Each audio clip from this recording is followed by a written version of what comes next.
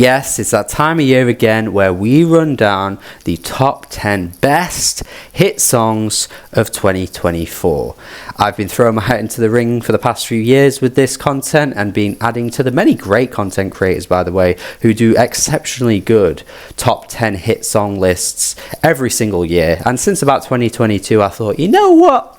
Let's be a part of that group as well, because I have a great time watching those videos, and I also wanted to make my own because I really do enjoy and keep up with popular culture and popular music trends and find it really fascinating. So why not make my own lists where I give you guys what I believe are the best popular songs of each year. And 2024 has been an exciting one, guys. I'm not going to lie to you. I think if you have been keeping up and paying attention to what's been going on in the charts this year, I think you'd probably agree that this has been a really good year for pop music. There's been so many exciting trends going on. There's been so many exciting songs breaking out of nowhere. We've had the Holy Trinity, the Powerpuff Girls of Chapel Roan, Charlie XCX and Sabrina Carpenter taking the world by storm, making such unashamed, straight to the point, catchy pop music. We've seen artists break out of nowhere, have massive hits. We've seen probably some one-hit wonders out there as well that may never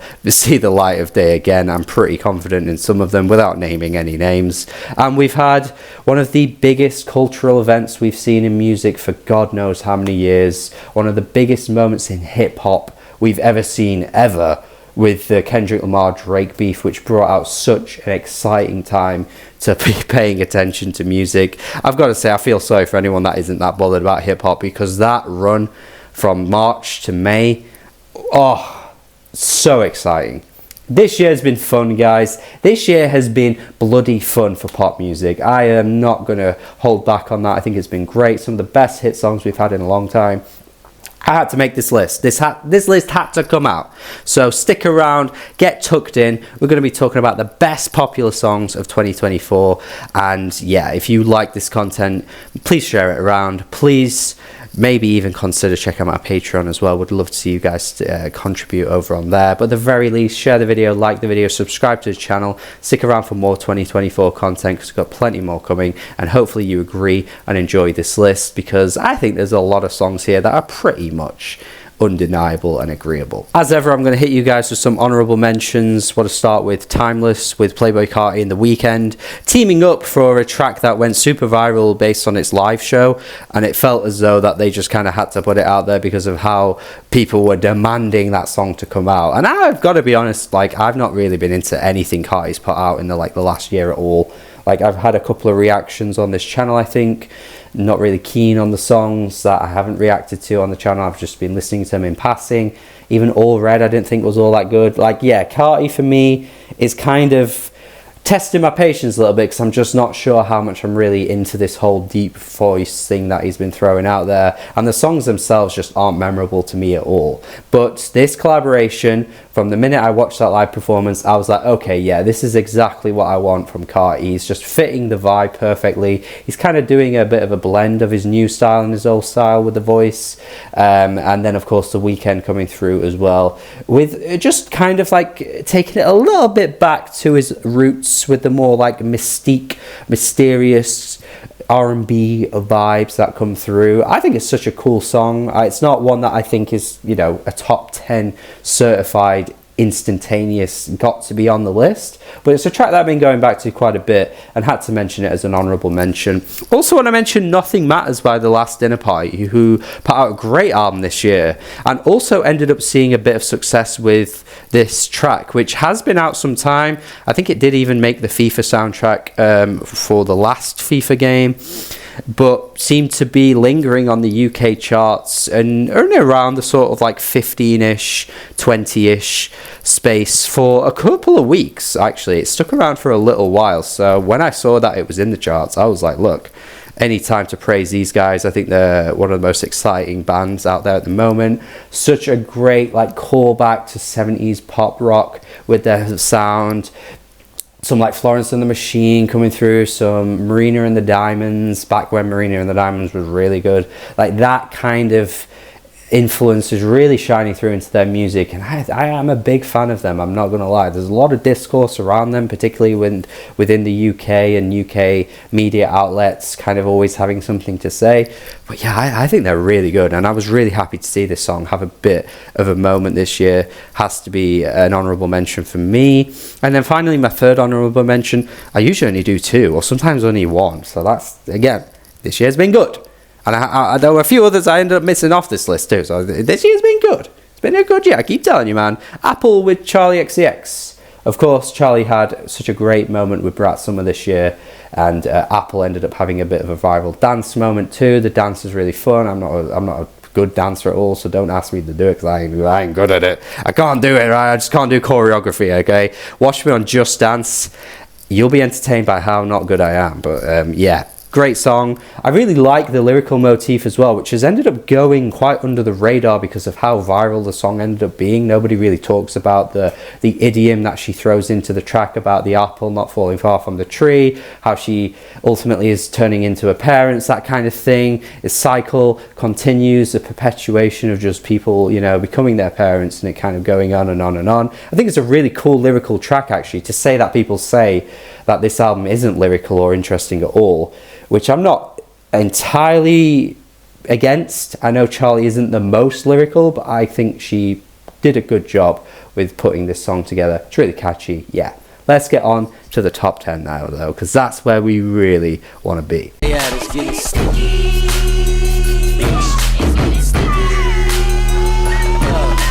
There seems to be a few tracks from Chromacopia that are having viral moments at the moment for Tyler, the Creator.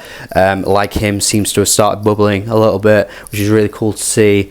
And Sticky is also another one that is having its own little viral moment too. And I went with this one for the hit list because it seems to be a bit of a bigger hit at the moment and is really been sticking around on the charts, particularly the US Billboard charts.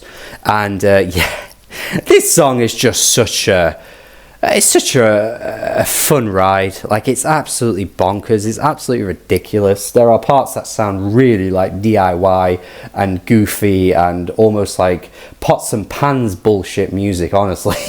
But goddamn, I cannot help but smile and just have a great time whenever this comes on, man. It's such a great combination of Tyler's like goofiness and Tyler just having such an ear for weird and quirky production that nobody else would even dream of doing. And then you've also got Glorilla and Sexy Red on this track as well, who are just unashamedly themselves, kind of fitting into the overall theme of the album a little bit by just having two people that are just very much like, you won't change who I am, I'm going to be me, and that's it. And that's essentially what the album's theme really is. But this is just really that packaged into just such a ride of a track. The refrain of Sticky is always in my head. I cannot get that out of my head. All the time I will just be walking around and I will say, Sticky! And another underrated part of the song where it's like, Chromacopia! Chromacopia!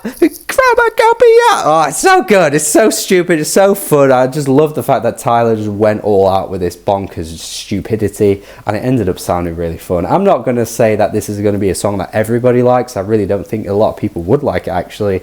But I can't help but smile when it's on. Lil Wayne, always coming through with a great verse as well whenever he's on a Tyler track. Just Tyler produce an entire Wayne album and I think the world will be a better place. That is what we need.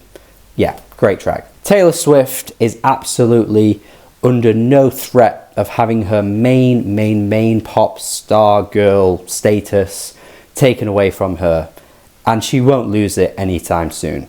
She may never lose it, honestly. She may just be at this level for the longest time you can think of. But we are currently in the process of setting up a few contenders for the next 10 years that can challenge and eventually take her spot. And, well, one of them is on this list and had a massive breakout year this year. And it's hard to deny how fun and catchy this song is. I'm working late, 'cause I'm a singer. Oh, we look so cute. Look, saying switch it up like Nintendo is really not okay. Like that, you shouldn't be saying that on a song and getting away with it. Espresso isn't that sweet of a drink, actually. It's pretty vile and bitter, but yet she makes it out like this is the sweetest thing you're going to ever touch in your life. And yet she gets away with it. This is the Kylie Minogue school of writing pop music where she attended, my friends, because she is saying things on this song that nobody else would get away with other than Kylie Minogue. She learned from the best, I will say, and yet it gets away with it. So you've got to hand it to Sabrina here. This is one of the most quotable and fun pop songs that has made it onto the charts in quite some time.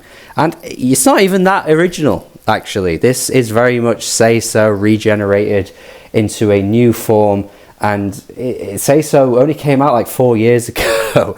So look, is it perfect? Absolutely not. Is it ridiculously catchy, fun, and endlessly quotable? Yeah. Sabrina really knocked it out of the park with this one this year. I know some people would maybe prefer Please Please Please, Taste. I get it, those songs are pretty decent as well.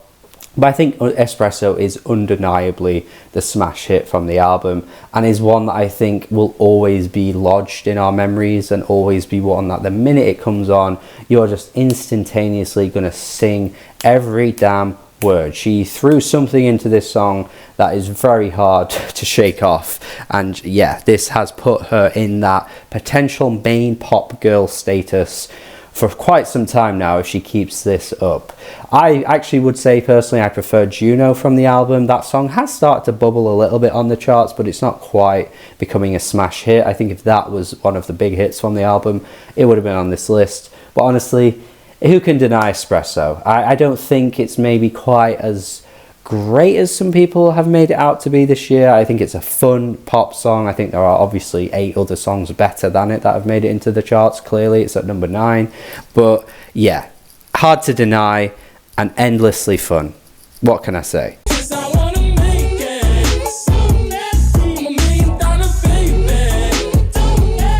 Tommy Richmond might be unfortunately primed for a classic case of a one-hit wonder here. His album just made no noise whatsoever, but $1 Million Baby was the clear standout hit that this guy was ever really going to get anyway. This is very much just taking from the book of, like, you know, Brent Faiyaz, and having that kind of like Neptune's classic 2000s production, while just going really hard in this falsetto, which should be a lot more annoying than it is. Like, I usually don't like this much falsetto, but goddamn, Tommy Richmond just has a way of making this really addictive, really replayable, and ridiculously catchy. I don't know how much we're going to see of him, as I've already said. It seems like this is very much a classic case of an artist just having a flash in the pan moment, managing to stick around with something so earwormy and sticky. But yeah, I like this a lot. I can see why some people might find it annoying, but I really like the vibe he managed to pull out from making this song. It feels so unique, singular, nothing really out there at the moment in the mainstream that was anything like this. I think it stands out. Warning right now, this will not be the only Kendrick Lamar song that makes this list. Better get that out there just for you to be aware, because Kendrick's 2024 was really one for the history books. So it's got to be documented, and it's got to be mentioned that this victory lap moment he had spawned some exciting and fun hits that need to be listed on the 2024 Best Hit Songs of the Year list. It's just gotta be mentioned, man.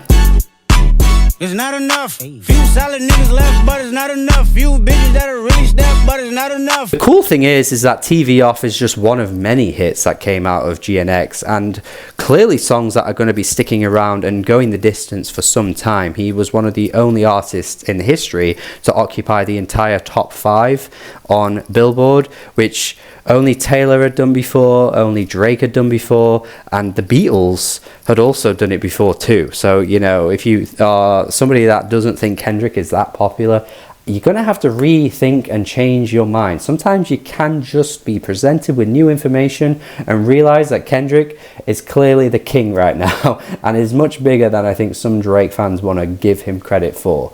But yeah, TV Off, such a fun, banger, very much taking from the Not Like Us playbook. I think having the Mustard production very much kind of feels like a remixed version of that track, but it doesn't feel like we're getting the exact same song again, which I think could have been a little bit of a problem and maybe felt like he was repeating himself, but I don't think it does feel that way at all, actually.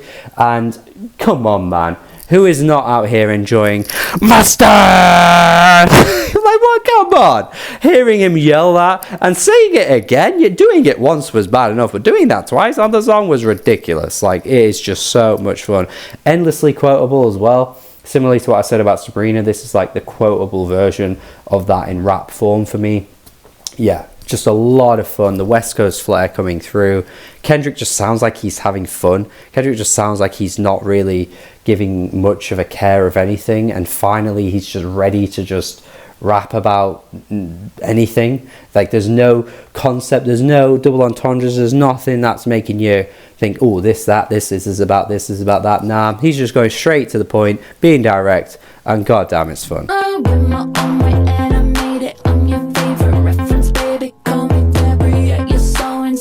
Yeah, I was fully on board the Brat Summer train this year, guys. I have been fully on board the Charlie train for years, and it's been great to see her have her moment she truly deserved, rather than just being the boom clap girl, rather than just being the I love it girl, rather than just being the fancy girl. Like, she deserved a career that had more hits than just those songs from like 10 years ago. She finally got it. She finally got the moment she deserved, and 360 was the one I wanted to pick because I know some of the other tracks did linger on the charts for a while. I know Guess was a pretty big song. It landed at number 1 in the UK. I do think that's a decent track, but I just think 360 has an edge to it. It has so much charisma. It's so like full of itself. It's so in your face with how like full of itself it is with some of the lines that she comes out with, but it's really hard not to just smile at the same time. This kind of stuff could usually put me off and be a bit irritating, but I can't help but feel like Charlie just sells it. Charlie just has an aura to her that makes this really likable and not annoying. Yeah, love 360, got a great beat to it. Chorus is ridiculously catchy. Yeah, what else can I say? Brat Summer was very much part of my year. It's great stuff.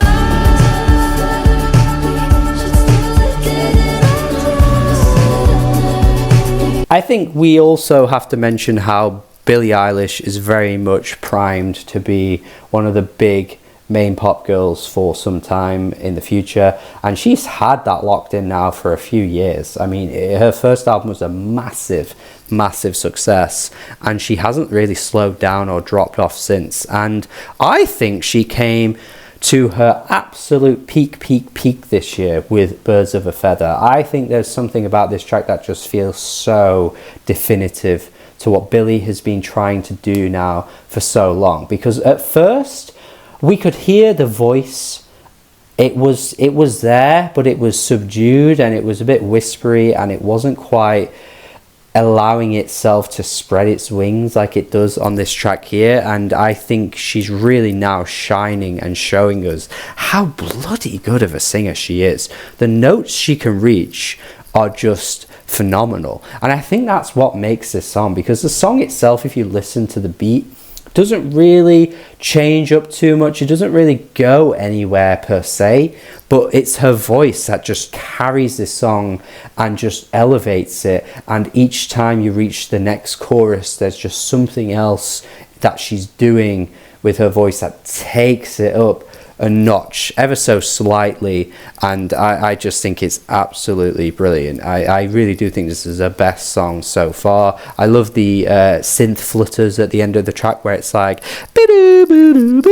I was convinced for friggin' ages that was an MGMT sample too. If you listen to that, it sounds a little bit like Time to Pretend, you know, the and I was searching high and wide to see if that was a sample. It sounds a lot like it, but even still, I don't think it is. But it sounds great. I think Phineas is finding a way now to just make the production really interesting and intricate and detailed, but keeping like intact the accessibility that I think the first album had, but didn't quite get right. And I think by the time now we've made it to a third album, they are onto something now, I think. And I think there's only room to improve as well. I think they can get even better, and I think Billie is really starting to flourish now as a vocalist. And yeah, I love this. I adore it. I think it's really wonderful. Great track. It seems as though the trend with these lists nowadays, ever since 2020, has been a song from years ago that really has no business being popular in the 2020s, managing to infiltrate its way into being one of the biggest pop culture moments of that year. We keep having it. Cruel Summer last year just randomly had this huge moment and became one of Taylor Swift's biggest songs ever, despite the fact that it was a 2019 song. We had it in 2022 from even longer ago with Running Up That Hill having the Stranger Things moment and being such a successful track for that year too. We've had it for many songs. We've had The Weeknd having songs from years ago breaking into the charts later on. Miguel's Sure Thing. There's a whole host of them. And, well, this year it came from the film Saltburn. And, yeah, great to see a new generation fall in love with this song.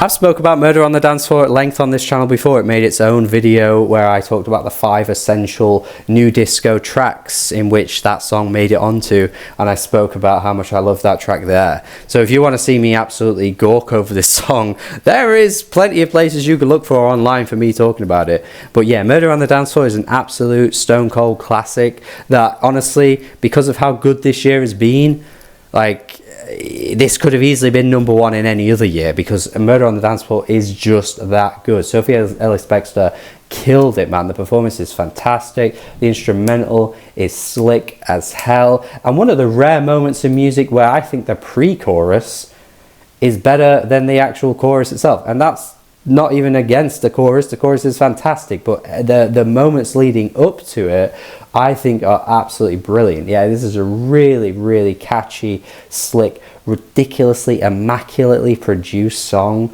It sounds like it really could have come out this year. That's how good it sounds still to this day. So it makes so much sense as to why it did have its own moment this year. Of course, being attached to the film Saltburn that came out at the end of last year, but really stuck around on the charts very much for the start of this year too.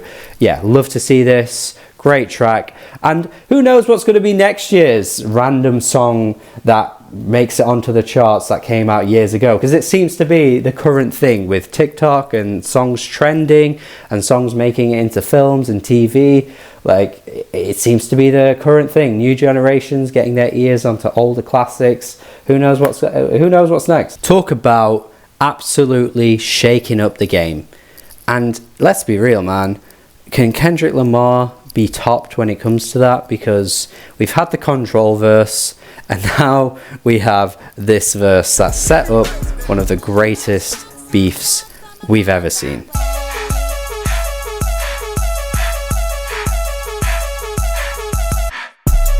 Look, I've said it already, but I do feel a little bit sorry for people that have absolutely no interest in this at all, because this is just so hard to not be absolutely excited about for me. Like, I absolutely loved when this track came out. It was so momentous. It felt like we didn't know what was going to happen next. We had J. Cole flying in, coming through with his own verse. We had freaking Kanye jumping in on the bandwagon too. We had all kinds of discourse, all this, that and the other. Is Drake gonna reply? How long's Kendrick gonna take to reply with his track? Yada yada yada yada yada. And oh man, this track could have easily been number 1 for me, just for how sentimental it is in that sense. Like, I'll always be grateful that this song exists, but it just didn't quite make number 1, because I think the other 2 that are above it are just a little bit better. But yeah, man, whether it's the beat, Metro's fantastic beat, that's an old sample that pulls out like Barry White in the track, but it's also like a late 80s, early 90s sample as well that sampled that song. That sounds fantastic. You've got Future just doing his own Future thing, sounding pretty mumbly as ever, but I think he fits the tone perfectly. And then of course the big moment comes later on when Kendrick Lamar comes through with his verse that shakes everything up. Like, Kendrick just has it in him to create something that not many other rappers in the modern day can do. Like, how many other rappers can just be so unashamedly in your face like this and just not really caring about the potential consequences that come with it? And of course we saw what ended up happening. It was brilliant, it was crazy. But yeah, it's not even just like what this verse did, but it's the little details in the verse too, like the little references that he throws out, the light pack line as well, which is super quotable. Like, everything about this verse is just so show-stopping. It's like stealing the moment and just making it your own completely. I love the line too, a bit of an underrated one, where don't pull coffins out your mouth. I mean, I love that too because of what ended up happening later on. But I just love that. That's such a cool way to word, like, be careful what you say, because, you know, you might be dead if you speak and say the wrong thing. Like, I love that about that line. It's such an underrated little detail. Yeah, come on, man. An absolute club banger with a diss on it. Like, not many songs do this, and yeah, unforgettable, really, unforgettable.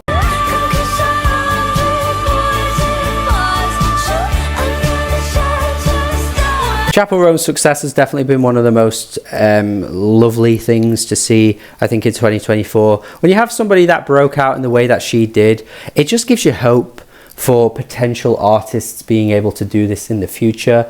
And I would absolutely love to see this happen more, because the way this all kind of worked in her favor and how honestly calculated it was, I think has been brilliant to see, and a true sensation breaking out here. Like, it isn't just, you know, people coming out in low numbers and she's got a cult following in that way. We saw massive audiences ready to be there for Chappell Roan this year at so many different events. And the way that, you know, the NPR Tiny Desk concert came out at a similar time to when she was on tour with Olivia Rodrigo, to then dropping this track, Hot to Go was starting to go viral on TikTok. It all just happened all at once and just erupted her success. And Good Luck Babe, even as short as her discography is, I think is pretty comfortably her best song so far. I really do. I think this is a fantastic track. I love the 80s approach that it takes. The way the beat kind of comes in feels like a classic Hall & Oates song. You've got that Sparks sample coming on later on as well, leading up to one of the best bridges in pop music we've heard this decade. Thank you to Chappell Roan for respecting the aura and the absolute power and the stage presence a bridge can have, because a good bridge is life-changing, and this bridge is outrageously good. The absolute kind of like lecturing this girl about you're gonna be waking up next to him and regretting that you're not with me. The whole song is just such a unique angle that we've never really heard in a pop song really before. And yeah, gotta love it, gotta love everything about the vocals. Great produced track. Good Luck Babe honestly could have been many people's number one this year, and I would absolutely not be mad at that at all. But you may have worked out what's number one, and we really can't deny the power that number one had this year. Call me a glazer, call me a whatever you want, claim that this song got old quick, claim that this song isn't as good as when it first came out, claim that this song is overplayed. Fine, say all of those things, but no, for me, this song is as good as everybody said it was. This song is as impactful as it was when it first came out, and this song is as good as it was when it first came out too. There is no denying for me that this is the best hit song of 2024. How could it not be? Monster on the beat, ho, Debo, any rap nigga, he a free throw, man down, call like Amber Lambs, tell him breathe, bro. Kendrick turning a diss record into one of the biggest summer bangers that we've heard in a long time was one of the most clever chess moves we've ever seen, because the context of this is much bigger than it just being a diss track. Kendrick was dancing on the grave of Drake when he already annihilated him with Meet the Grahams, and everything got a little bit dark, a little bit twisted, a little bit gloomy, a little bit weird, and he thought he'd up the ante and just bring out a super fun track, and showed Drake that he can do this thing, this pop thing, just like he can. He can make a dance banger that'll be played in clubs. He can make a dance banger that'll be played at parties, played at weddings. We saw all the videos out there of how big this song was. There is no inflation of how successful this track was. This song really was as big as we all saw it to be. And it's just so fun. Again, like with the quotables, man, ridiculous. Just every line is a punch. Every line has another way of looking at it, and you just listen to the song over and over again, and you pick out the lines and you go, I didn't even think of that the first time. I didn't even realize that that was referencing this. Just ridiculously mockery, an absolute mockery of a track that completely annihilated Drake, and millions of people heard it, and that is as impactful as a diss record could really ever get.